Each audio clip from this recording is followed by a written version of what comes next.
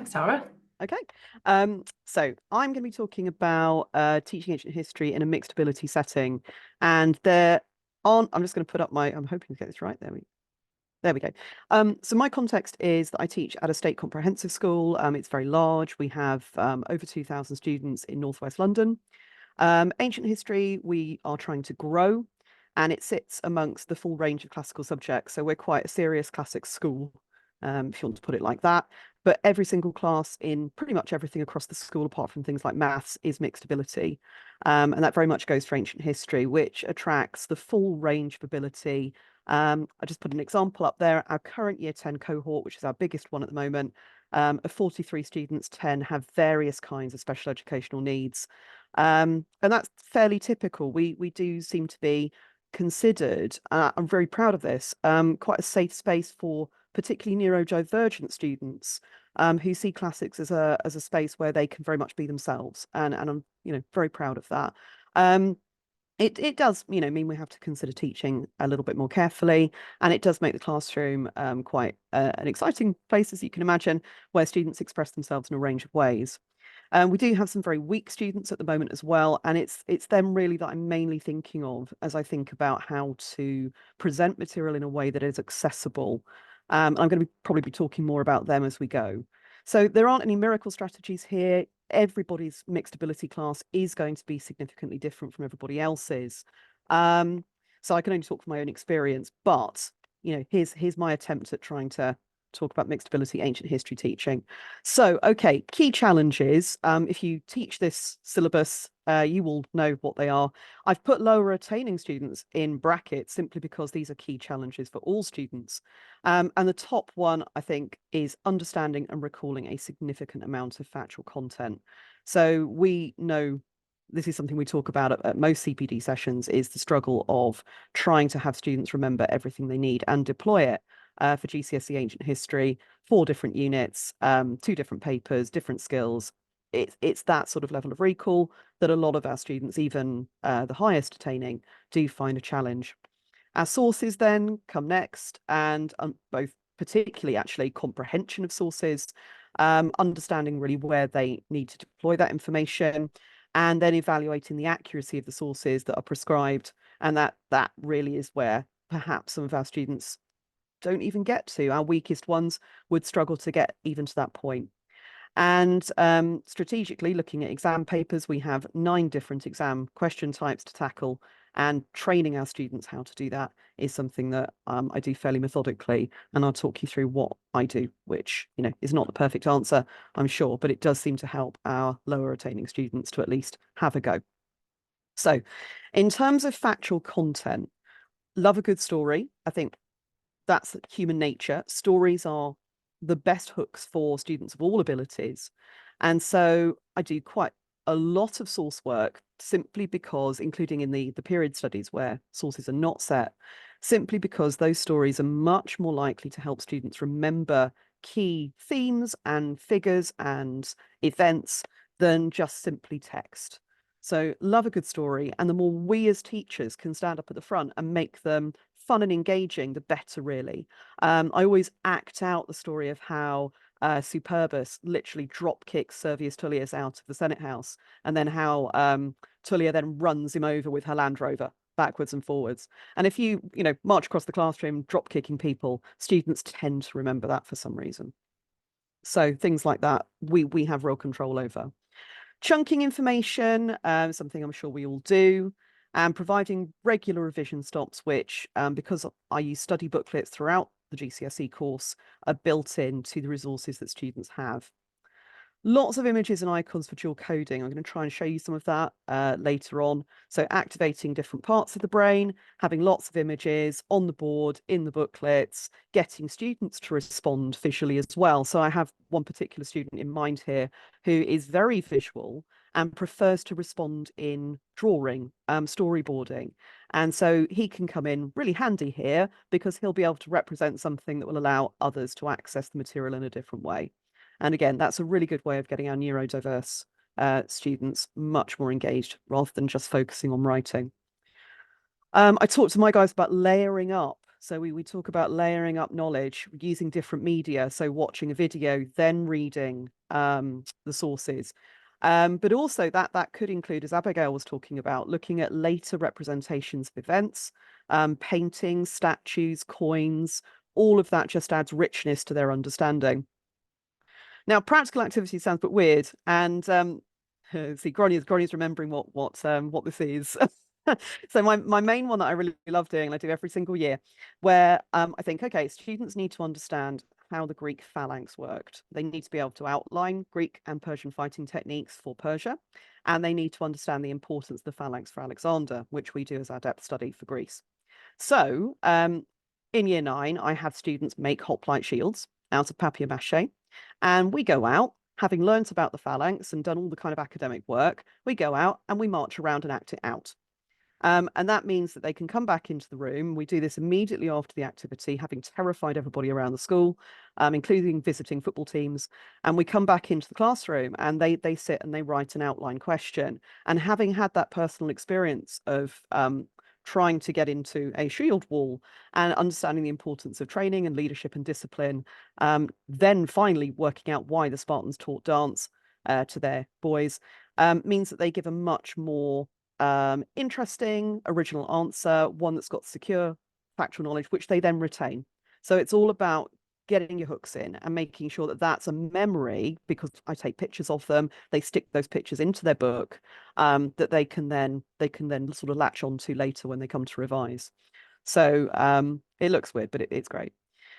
Checking texture accessibility. So I was talking to someone about this yesterday, and how our students and their vocabulary perhaps has worsened over the years. I mean, it may not be so in your context, but I'm definitely noticing having to talk more about definitions and just preempting that. And when you're putting text together, providing glossaries, expecting to have to talk about definitions, is just really important for accessibility, and that goes quite high up. So words, like accession, for example, which we would obviously think, oh yeah, it's fine, probably won't be for the majority of our students.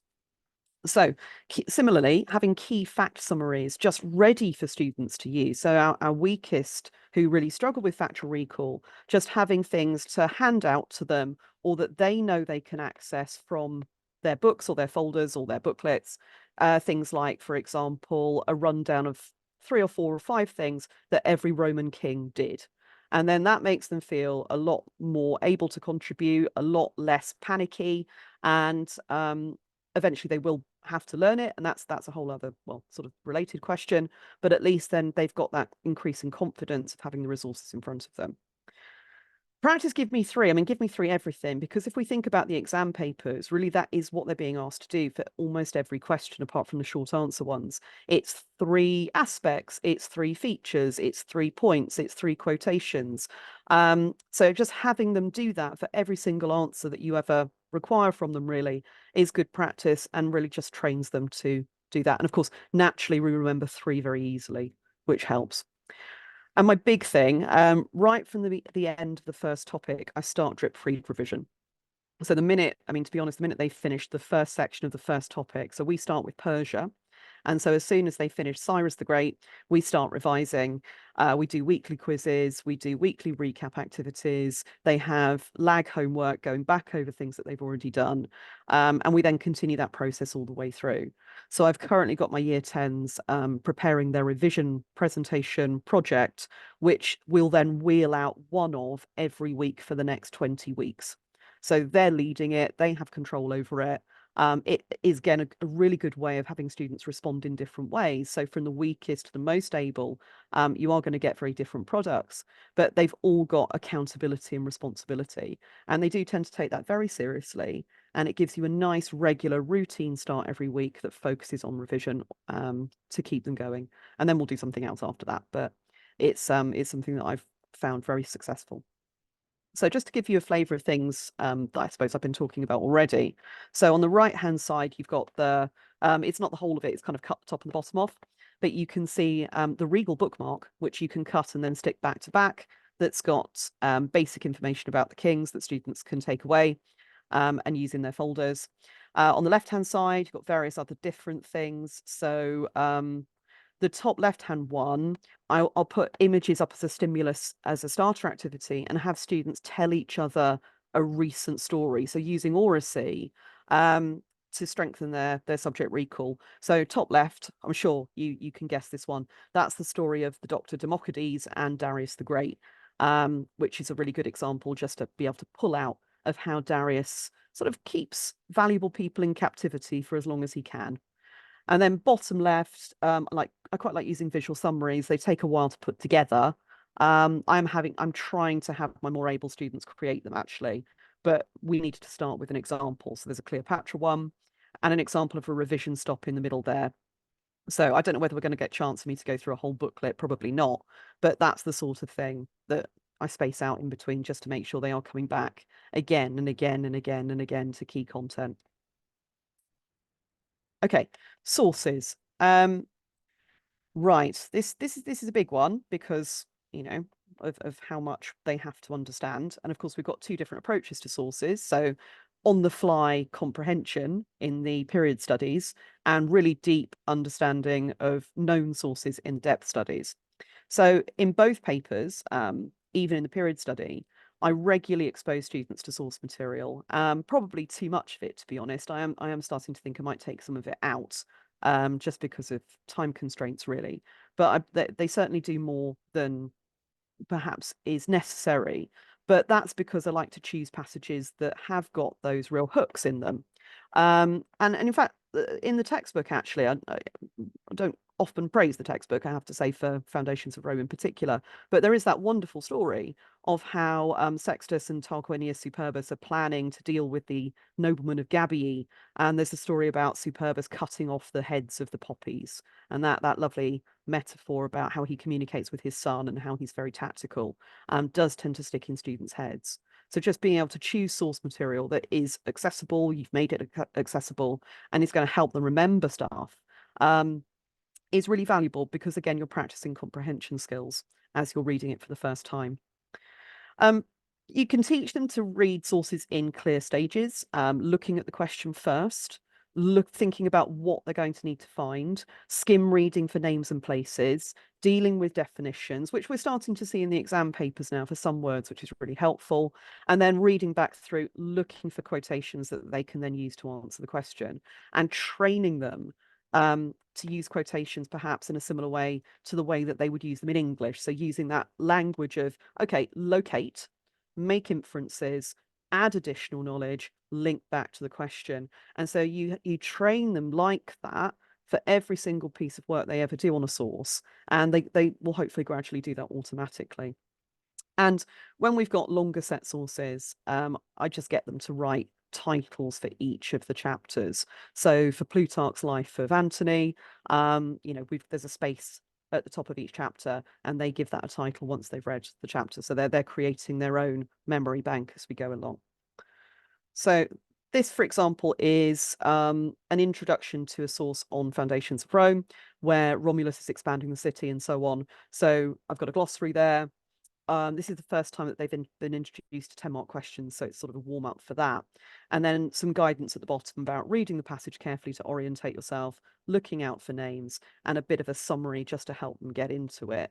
So the weakest really struggle with this. I'm sure we've had experience of our target grade 3s. I'm sure other people have them. Just not being able to understand what they're reading. But the more practice, the more vocabulary you can give them, reading together as a class, annotating together as a class, they should be able to get something out of it. And practice on those exam questions. Now, our target grade 3s are going to struggle with accuracy. I think our grade 8s and 9s quite often struggle with the accuracy of prescribed sources. First of all, it's about familiarity with the source author's backgrounds. Now, it depends. So for Alexander, you've got 3 source authors. For Cleopatra, you've got something like 7. Happily, Plutarch crosses over. So that's quite helpful because you can use his points of view in both. But it's knowing those backgrounds as well as any other topic. So I teach them to begin with, and we do a general look at who the authors are, when they're writing, what their own backgrounds are, what their perspective is, and we look at sort of general reasons why they might be useful or not useful. But then when we get to specific bits of text, I say very clearly, okay, you need to be talking about these specific extracts here. You can't just go general, but it just gives them a flavour of what they're about to read. We read and annotate prescribed sources together. I just think that's really important. You need to be absolutely confident they've read the right things into the texts. As they get more confident, they could start by looking at them in advance and maybe looking at them at home, bringing their ideas in, pre-teaching themselves what they're about to read. But I will always read and annotate all of them together. And it might be micromanaging, but I just find that's the only way to really be sure that they've understood them. I try and provide them with a list of key questions that they have at the start of their booklet, which gives the starting point if they have no idea what to ask. We do very basic things like, where is this happening? Who is seeing this? Who can hear it? Okay, so Cleopatra's meeting Antony at Tarsus. There's a whacking great crowd on the shore. Show them the clip from Cleopatra, which illustrates that really well. Well, this is a very public event. So which aspects of this would have been well known? However, what happens when Plutarch starts to talk about Mark Antony's motives? What starts to happen when we talk about, his kind of crazy magpie fascination with the lights? How do people know that? How does Plutarch get that sort of information? And then you can get them to dig into the sorts of things that come from perhaps written sources and some that don't. Keeping on with Cleopatra for a minute, because Plutarch's a good example of this. So Plutarch hating on powerful women, which again you see with Olympias in the Alexander unit, is something you can communicate to students really, really easily. And again and again and again and again and again, and they get that. So they're looking out for it. So when you're looking at Cleopatra versus Octavia, those wonderful chapters where this sort of face off between the two of them, even though they don't meet. Students really quickly understand that this is very much an interpretation of the author and of male points of view at the time, probably not of the women concerned. So that's quite easy to get across, and lots of modern comparisons to be made there. And yeah, just lots of opportunities to practice writing those rotten depth study essays that students find so hard. But even our weakest kids can still get 8 out of 20 on those depth study essays without assessing accuracy. It's not something you want to encourage, but if you've got a student like I have at the moment, who's currently forefront in my head, who is not going to be able to do this, at least you can still get 8 out of 20, even if they can't. So this just to show you an example of how I might introduce the 20 mark questions, do it in a very structured way. So there's quite a lot of this. I'll go through this as quickly as I can because I'm conscious of time. But having these elements of each point, so I teach them, and this is a sort of Anna McComish tactic if you've been to any of her training, which is brilliant. But the topic sentence, the factual details, evaluating the source, naming the source, and then linking back to the question, straightforward, easy peasy, kind of key things to teach them. But that strategy of showing them what a real answer looks like. So the candidate's answer from a real past paper, from OCR or from an example that you have, that's really powerful because they can see perhaps that even if they don't stick exactly to those key kind of elements, as long as they're doing them somewhere, they can score really highly. And then a guided example. So I do this for every exam question. They're given a guided point. We go through it. We highlight those key elements in different colors. And they then have to do that fairly regularly so I can see that they can do it. Then they do a second point. The first time they ever do this, I just do sentence starters and they finish it off. And then the last point of the essay, which I've given them ideas for, they then write themselves. So it's gradually we, you, that sort of idea, but very highly structured. So they learn a way of answering the question involving source evaluation, even if then the most able perhaps go off on a slightly different way of doing it themselves and sort of rebel against the micromanagement. And that's okay, because they've already been taught that they're things they have to include to get high marks.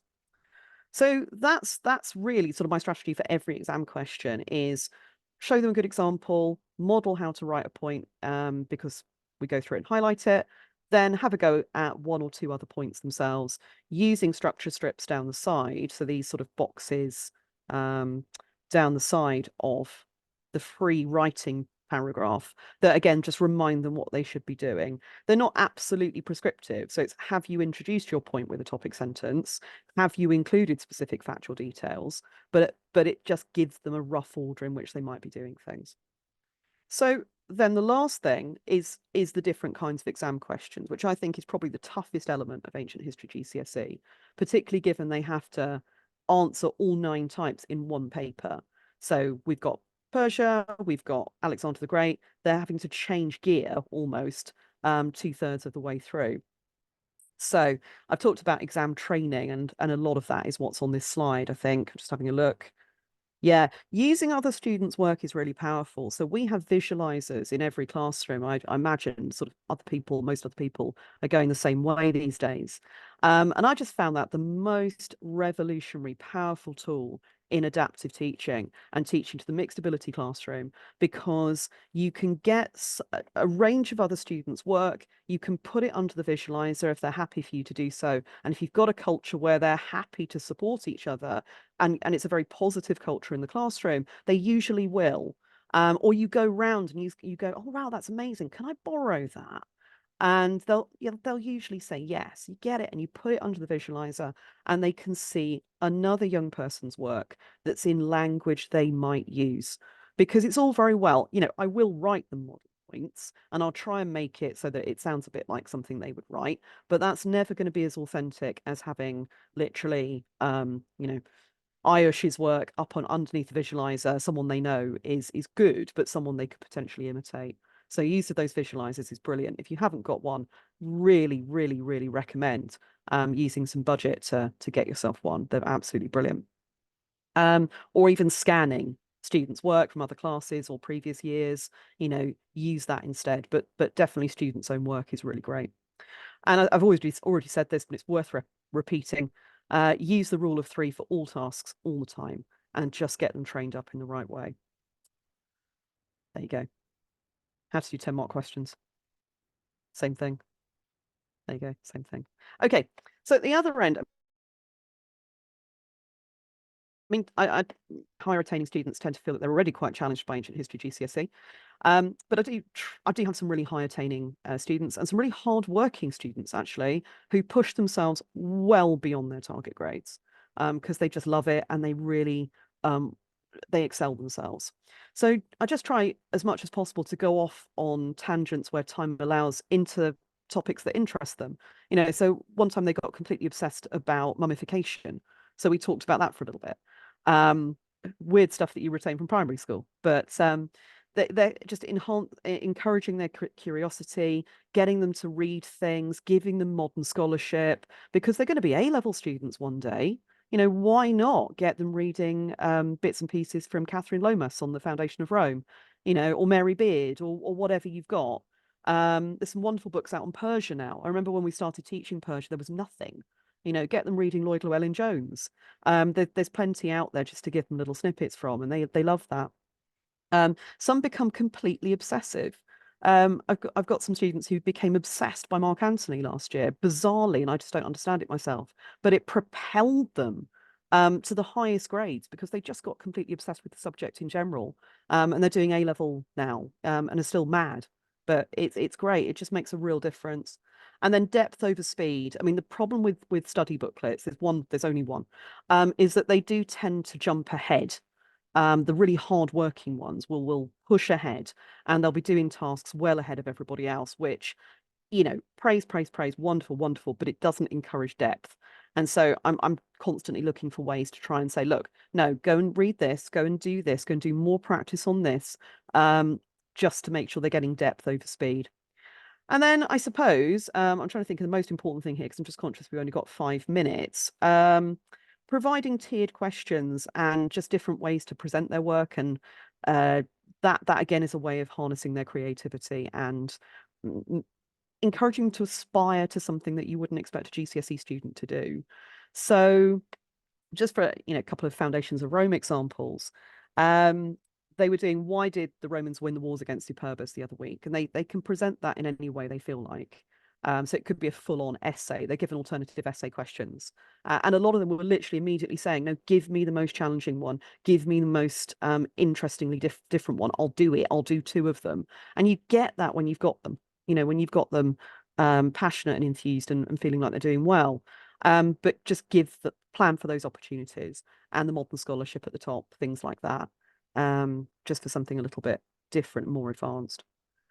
So I'm going to end on in praise of study booklets, which is my thing. So I'm sorry if you've had this inflicted on you before, but I use study booklets for the entire course. So I've got 15 of them, I think. Foundations is the only one that has 3. Every other topic has 4, and you can read this for yourself. But I really value having study booklets. So we don't really use the textbooks, be absolutely upfront. All the information that students need to revise from, all the activities, practice questions are all in their study booklets, which are printed in advance for them. Their learning journey is there. Revision questions are there. So everything that I think they're going to need. I mean, I don't really print anything else while they're going through a topic, so that they can see where they're going and what they're doing. And like I say, that does lead to some of them really running ahead, but I'm gradually adding more and more things for them to do, in case they do that they can just go on to independently. So, and they do, for our mixed ability classroom, of course, they do allow for differentiation. You can say, okay, this is whoever's booklet, I'll put this in, I'll put that in. Okay, I'll change that up a little bit. So they allow for personalization. You make changes to them whenever you want to. They don't have to do everything in the booklet. And if you're teaching with someone else, if you're lucky enough to have more than one class and you've got someone else teaching the other one, you can be confident that you're both doing the same thing, or you're all doing the same thing. So booklets are brilliant and I highly recommend them. And I think, Grania, I've probably run out of time. So I'll have to stop there. It's 13:59. That's very impressive. Thanks, Tara. And yeah, I think just to second everything that Tara said, I used to teach with Tara at Noah Hill, and everything I learned about teaching ancient history, I learned from Tara. And I think particularly those study booklets were genius, as a way of just condensing all of that material, both from the spec, but also from the textbooks, and actually just taking those selections into something that is student friendly and digestible. Made it far easier for them, but also made it a lifesaver for me as well. Any questions? Do we have any final questions? Alice? Sorry, I don't, because this is super duper cheeky, but I've looked at study booklets and things, but I'm a solo teacher in this, so I've never done it. So I'm not asking for your study booklets, but could you send me like a print screen, like example of a page, so I can see how you format it? Yeah, maybe? There is actually one on the presentation, Alice. I just didn't quite get to it. So I guess, Grania, you're sharing stuff around, aren't you? Yeah, I can send the PowerPoint, or I can send whatever needs sharing. That's fine. Yeah, that's fine to do that. There's a double spread from the Cleopatra one on the last slide, Alice. You're very welcome to that, or shoot me an email and I'll see what I can do. That would be great. Just anything so I can work out, because I think you were touching on the tiered questions and differentiation, and yeah. I think the biggest struggle I have, like level 9s who are challenged already by particularly the depth study, which is really challenging, and I've got some people that just cannot access, in particular the booklets for the period studies for Rome. It's really old language that even I'm Googling and I'm like, I don't know what this means. I know what you mean. That's partly why I did start with Cleopatra booklets initially when we used to teach it on the old specification, so I had one for that anyway. But I started, the next one I made was Foundations of Rome, because I just found I couldn't work with the textbook. I'm probably in a similar position to you, where I've got students targeted grade 3, and he's not going to get, I'm thinking of one guy, he cannot read anything. So it doesn't work for him. But look, send me an email and I will shoot you things over if you want. That would be great. How do I put it into the chat? I don't mind. I can send you an email, copy you both in. Yeah, that would be brilliant. Thank you so much. I'd really appreciate that. No problem. Done it for other people, so. Thank you. Thank you.